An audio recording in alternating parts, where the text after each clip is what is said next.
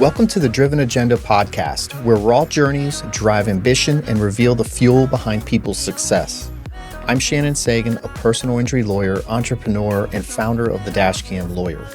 This podcast is all about being driven, focused, motivated, and determined to reach your goals and setting an agenda that pushes you forward.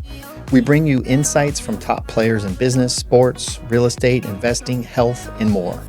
Here, we dive into what it really takes to thrive with candid conversations that cut through the noise and get to the heart of people's success.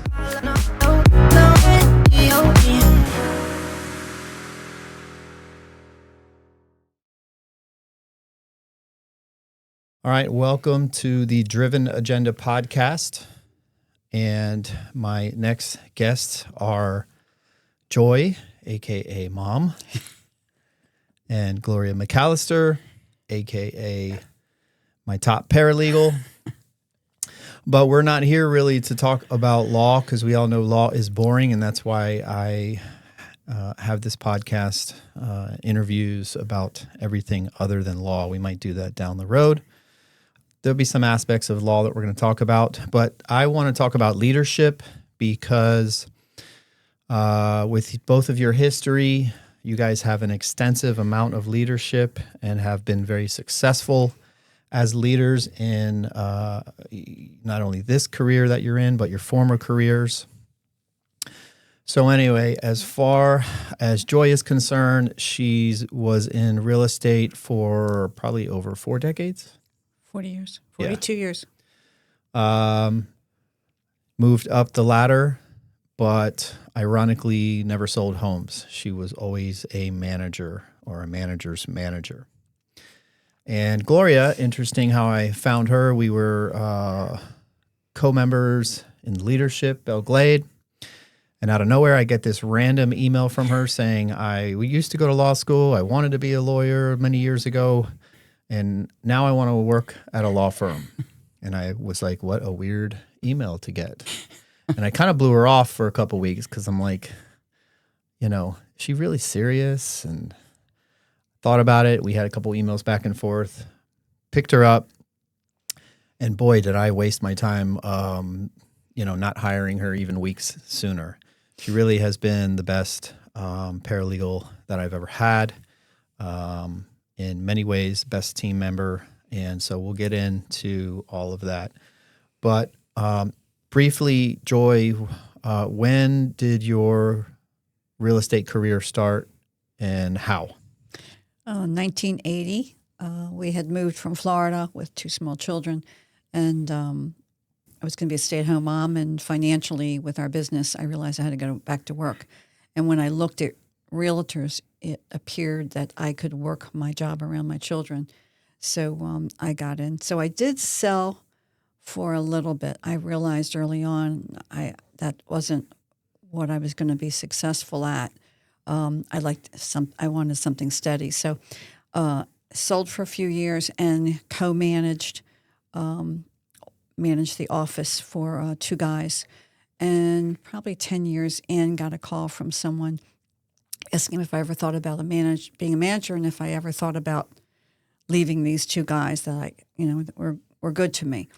And I thought, I think I would like to do that, have a permanent job, vacation, benefits.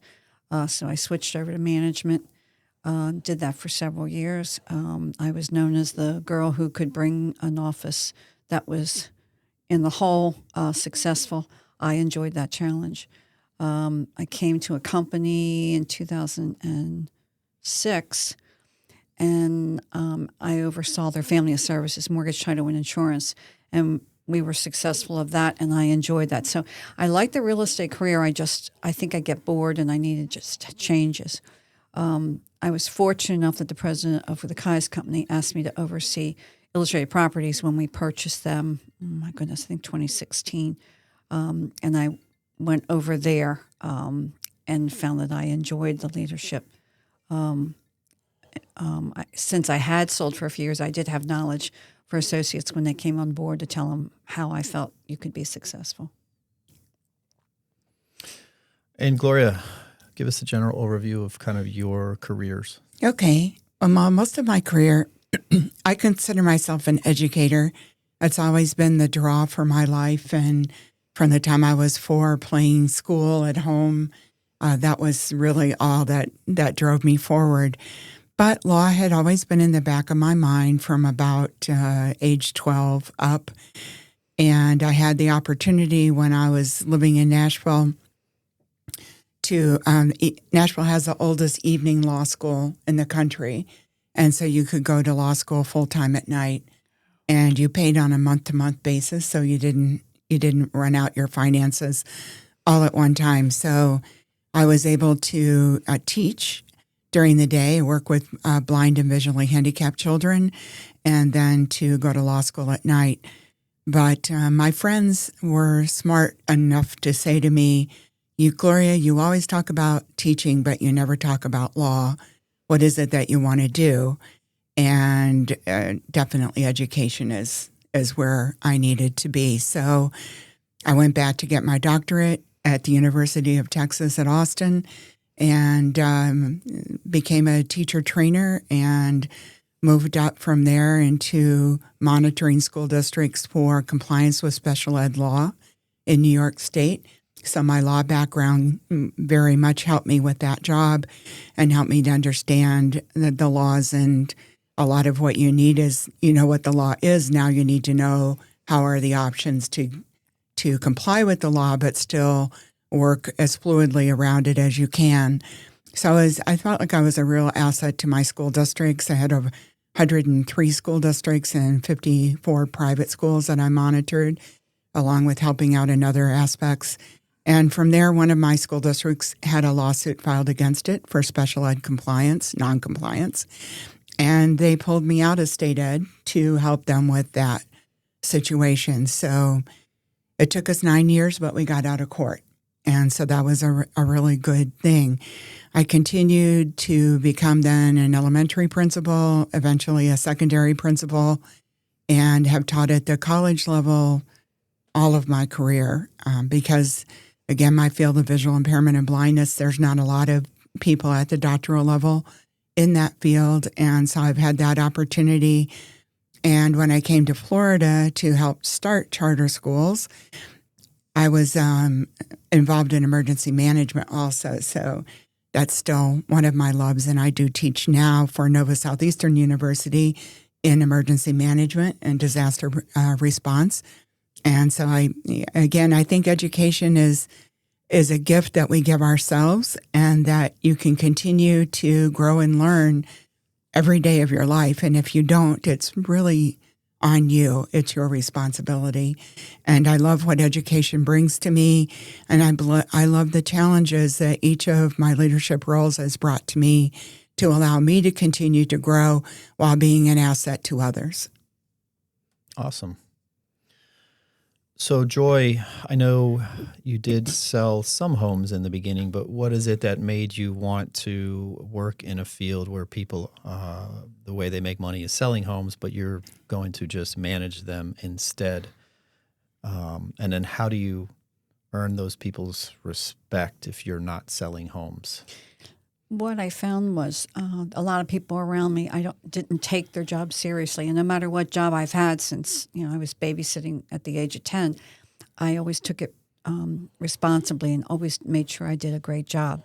So when I saw realtors around me not doing their great job, not taking the contract seriously, I started helping them out. That's how I got to be more or less an assistant manager in the office. So I would do some training with brand new people that were coming on board of how I had learned and what the right thing was to do. What I felt my entire life was that empathy is probably the best quality we could have as far as working with people. When you're working with buyers and sellers and you think they're getting upset with you because you're not doing your job, I realized it had nothing to do with me personally. It meant something was going on at their home behind closed doors, divorce, death, can't afford the payments, you name it. So I learned that right on, and I constantly in 42 years, that's what I taught new associates, was to have empathy for people, not to lose their confidence, that it was basically the buyers and the sellers who were having an issue. It was not about the associate personally. And then I'm a constant reader, constant learning. I have a library at home filled with, I read 2 books a week now, one for fun and one for self-improvement. But I found every book I could find on teaching people leadership, how to treat people in sales, constantly trying to grow. And then I looked at people around me that I thought were successful. And sometimes I would ask them to mentor me or sit with me and go over some stuff with me. I learned from the best. Plus, back in the day, there was no Google and YouTube and things for There you. were to no Cell learn. phone. computers. Yeah. There were no computers. No cell phones. Now, I want to follow up on something Joy said Sure. about empathy. I find that to be one of the traits that I appreciate most in myself and in other people is having empathy. And with the dialogue, some of the dialogue going on in our country right now is about that empathy is a weakness. And I see empathy as a number one strength. You have to, we talk about caring about people and being treated the way we want to be treated. And if you're not treating your employees or the people that you work with the way you would like to be treated, I think there's something wrong with the organization. And I think that we always have to look at that empathetic piece and be aware of it in our lives and in how we're approaching other people. And my parents were at a disadvantage. Both my parents had polio at the age of 2 and went through a stressful life. And I watched sometimes how they were treated, which was very poorly. They were brilliant people, but people didn't look at them that way. My parents never complained about anything, their situation, their handicap, anything. So I learned the empathy from them because they were kind to everyone. They didn't judge anybody. They just took people as they came and were pleasant to them. So that's where I think I learned it, and I learned that it can make you successful if you just listen to people and let them think that and know that you care for them. Gloria, what would you consider to be your top 3 roles in all of your careers you've had leadership-wise?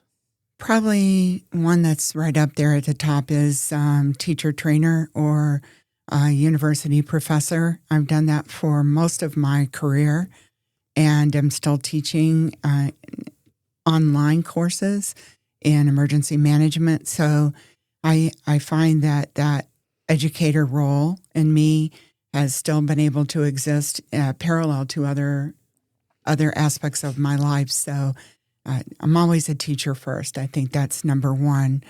One of the jobs looking back on my career that I wish I had stayed with was with the state ed department in New York, because it was very interesting work and very powerful. So you had to know how to balance the power that you were holding in your hands and looking at the millions and millions of dollars that you were potentially doling out to the school districts and allowing them to provide the services that were needed.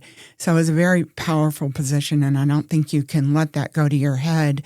But I was very well respected by my districts. They, instead of saying, watch out, state ed's coming in, they're going to get you, it was like, oh, Gloria's coming, we'll be fine. So I appreciate that from other people.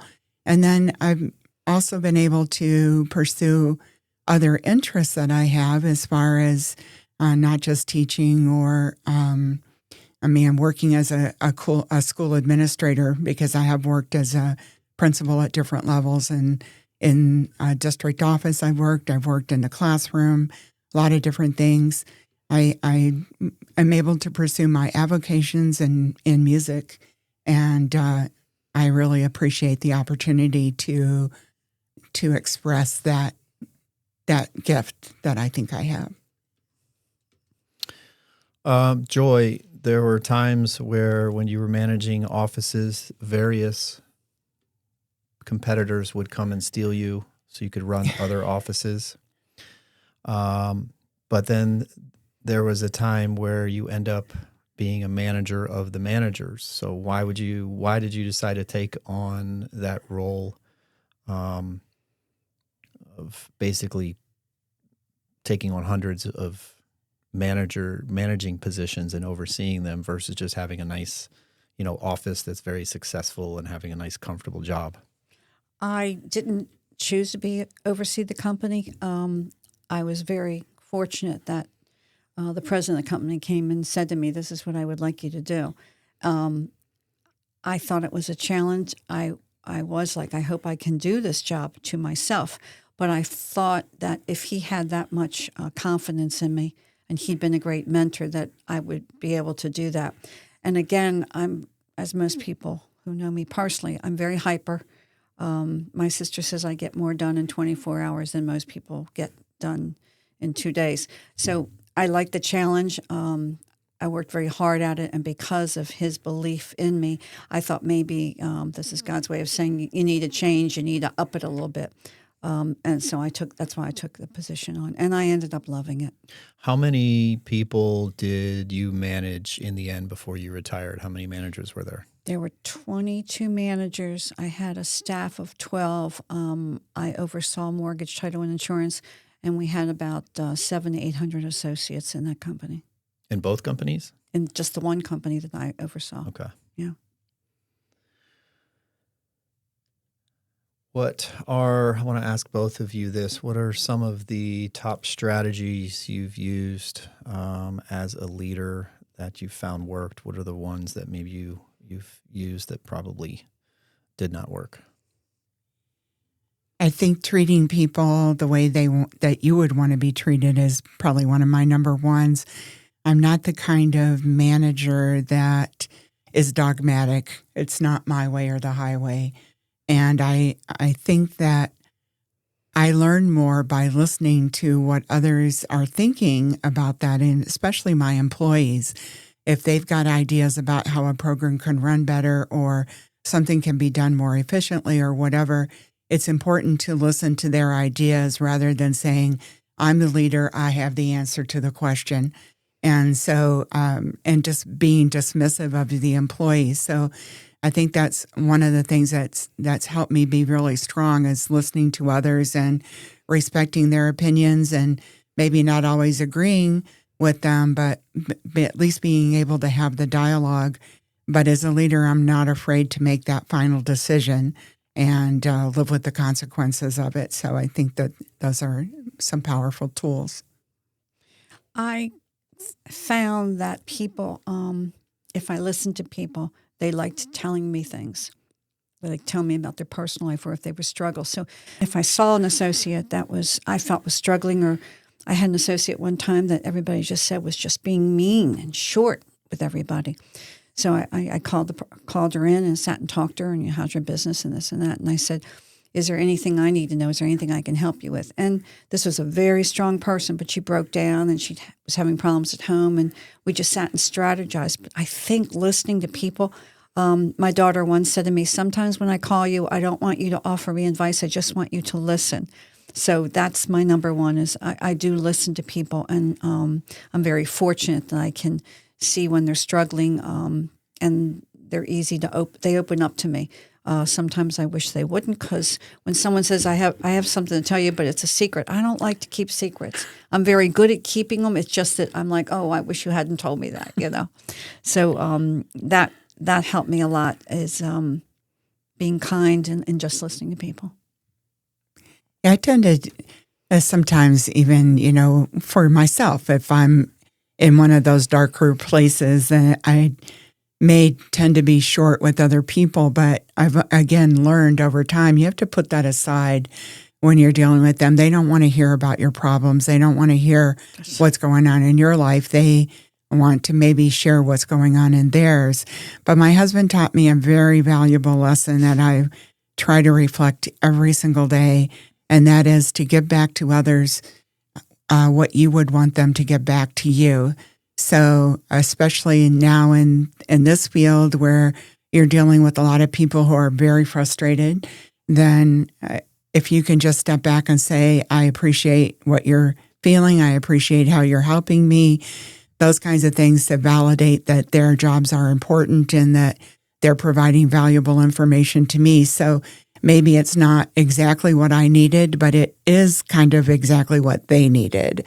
And I think that it's important to validate people like that. And I think as we get older, we don't feel like we always have to be right. So you can get off the phone with someone that you know was wrong, who maybe talked down to you, but you get off and you just say, that's their problem, and I know I was right, but I have nothing to prove, and you just move on to the next person. I think that's an age thing, because as you get older, you realize sometimes it doesn't really matter, even if you are right. The goal is to get it. When I was in sales, the goal was to get to closing. And I would tell an associate, if they had ever worked with me when I was working with buyers and sellers, I said, you would love me because I probably would do your job. I needed the money at closing, so I didn't care whose job it was. It wasn't my point to say, oh, Shannon, you should be doing that. I would just do it because at the end I got paid, and that's what I was there for. That's right. Yeah, that's important. And there are a lot of things along those lines that make it important and make it successful on your end when you don't have to be right all the time. I think especially for young people, they right fight. And I'm right, you're wrong. And with age, you learn it really doesn't matter. I don't correct people anymore very often.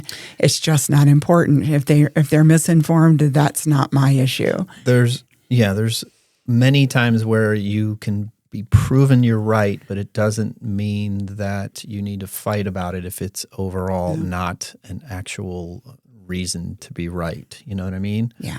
So obviously, we're talking about law here. We have to be right with certain things, and there we can have an argument about who's right or who's wrong, but that's an important decision for that. But there's other things that go on where people just, even if they're right, you don't need to fight over it because it's kind of silly and it's not important. And one of the things I learned in a D.L. Carnegie class, 40, 50 years ago, that if there was something bad I had to deliver it right away to someone or a contract or something had gone wrong, rather than holding it off and each day hoping it'll get better. What happened was it tormented me, and I was having horrible days waiting for that final thing. I learned through this class is first thing in the morning, if I had to let someone go or I had to talk to someone seriously, go in, get it over with, and then the rest of the day rolls on. And half the time, the problem wasn't as serious as I had built up in my mind by waiting to tell someone. Yeah, we're good at what one of my friends used to call cornmealing things to death. So take a piece of corn and you grind it and you grind it and you grind it day after day, and all it does is upset you and doesn't feed anybody with the corn that you're churning there. So it's important, I think, to be upfront with people and to be still empathetic when you deliver the message. And something you said earlier, working as a team, I found that, and I learned, I think as I got mentored more and I got older, I would meet with my team. I would take input from my staff. In the end, I knew I would take the most success from there, but I wanted them to think when the project was done that success was because they gave me their input. Right. Even if you're not going to use their input, listening to them and saying that's a great idea and let me think about that. In the end, everyone likes it when they've worked towards a common goal and don't think that you're just making all the decisions. Right. And I think a good leader, you keep that open door and let people come to you with their ideas. It doesn't mean that you have to validate every single thing that they say or do what they ask you to do, but you certainly can listen to that and be respectful of the fact that they're coming forward in what might be a very difficult conversation to come because they trust you enough to come to you and talk to you about the situation. Let's talk about technology. I know you're pretty savvy with it. Pretty much. I didn't start out that way. Did your careers require you to keep up with it? Was it also a combination of you wanting to learn? It's a combination, but in my doctoral program, because it was a Ph.D., there was a language requirement. And even though I was fluent in French, we were all encouraged to to take computer language as our second language. And this was at a time where we didn't have any computers in the office. We eventually, in one office for the entire Department of Special Ed at the university, we had one Apple IIc computer. And then that got upgraded to a 2E. So we really thought we had come up in the world. I actually started my dissertation on 12-inch floppy disks that were too big to fit in a briefcase. But that's what technology was. Once I got tuned into it, I loved it. I just could see how it could streamline things for my life. And so now it's like, tell me more. I want to learn more. I want to do more. And I'm able to do a lot of troubleshooting for other people because I don't give up. I'm not afraid to hit that key that might take the whole system down. It's like, oh, well, I guess we'll bring it back up again. But I am a huge risk taker. And I think that's a part of, all my life, but also it helps with the technology, because if you're afraid of technology, you're in trouble in this day and age. That would be Joy a little bit. But her strengths are the personalization, the talking, the making sure everybody is heard, the cakes, all those things. I call it the old school type stuff. Which is why she rose to the top in her companies. So we know her technology is not the greatest. It isn't the greatest. But we all have our strengths and our weaknesses. My strength is I have Gloria. But she asks for help. Yeah. She doesn't just ignore the task because she doesn't know how to complete it. She goes and finds the answer. But I never hired her for technology either, right. knowing that, because she had help at the other job. She had an executive assistant. So that she could focus on her strengths. So that's the difference in leaders, is they all have their strengths and they have to use each one to their advantage. And I also learned through Dale Carnegie classes years ago, learned to delegate, which I'm not a delegator. I like to do it all, so when it ends up, I know it's the way I wanted it. And I learned to delegate. I still got the credit for things that happened, but it made my life a lot easier. Yeah. And even here in the office, you know who to delegate things to or ask for help. Right. And sometimes people think when you work with other leaders that you can't lead. And yet I think certainly here in this office, we've all found our niche. And nobody steps on anybody's toes, and nobody's offended if somebody gets something done or admits I didn't get it done, whatever. I mean, there's a freedom in that, and being able to say, I'm really struggling with this. I don't have it done for you, or whatever, but it's not a reflection on us as individuals. It's the task itself. But I think that when you have strong leaders, it's hard for sometimes to get the consensus in the group. And I think we're very fortunate here in that we don't struggle with that, and we don't take offense if someone else steps forward. No. Well, two things I wanted to mention. One was in our office, I make a point for people to tell me they have to come to me if they're having a problem or questions. If you start hiding things, thinking questions are stupid, you don't want to look silly or think you'll get in trouble, you actually will get in trouble when I find out that you've been holding it back or trying to go around me. So open communication has to happen here, or you could potentially be on the chopping block. But it also got to my other question I wanted to ask is, what is one or two of the major things you each would see from other leaders or managers in your industry where maybe they got fired? What was it that they were doing wrong? One thing I feel is in any industry, sometimes people become complacent in their job. Instead of, till the day I retired, I worked hard every single day at my job. I didn't sit back and say, oh, well, I only have I gave them I told a year ahead of time that I wanted to retire, and it took that long for us to find someone to replace my position. But I still worked as hard as I can. I don't like it when people kind of sit back in the position they've been maybe 20 years as a manager or a leader. that does bother me, because you should be working at your job. As long as you're taking a salary from someone, as long as you're helping in a business, you need to give it your all, not sit back and just say, well, I paid my dues, let me just collect the check.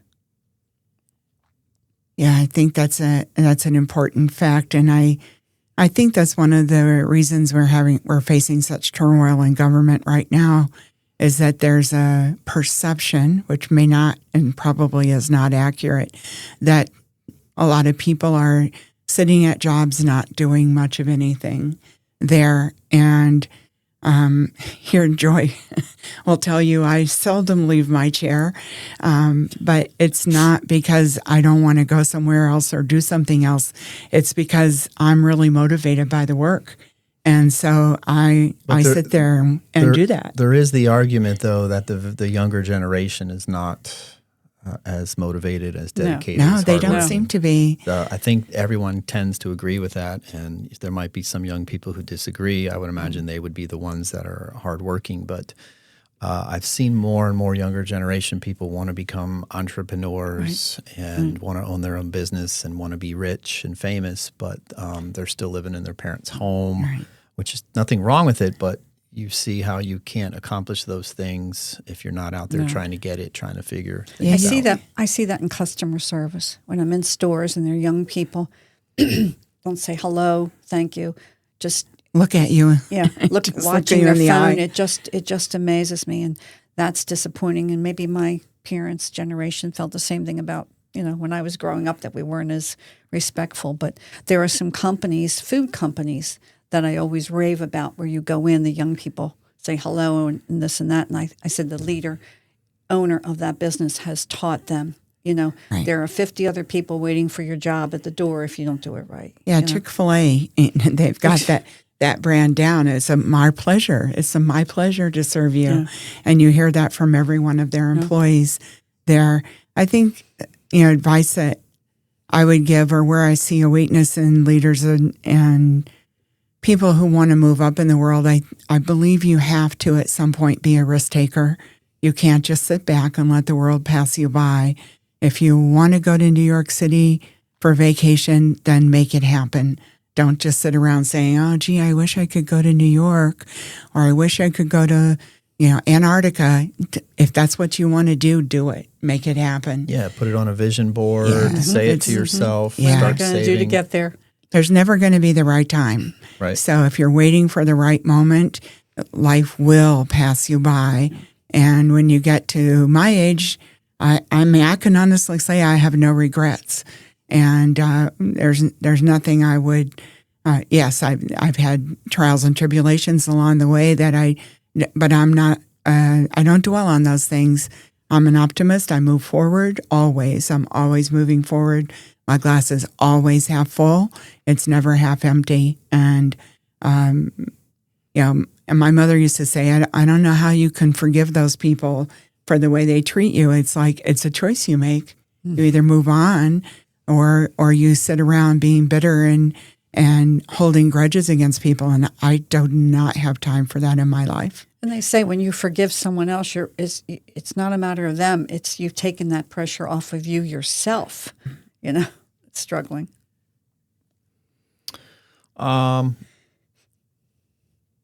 Where does it come from when you have problems here, issues, you don't have answers to certain cases we're working on, and you go out and find them? She always gets the answer somehow. There's stuff that she's done that I've never done before.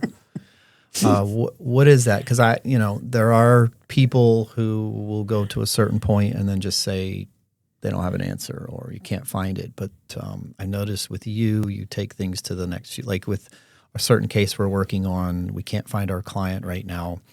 And I was ready to give up and just file something with the courthouse. And then randomly she sends me an email saying she found something else. So what is it? Well, is that the leadership personality in you?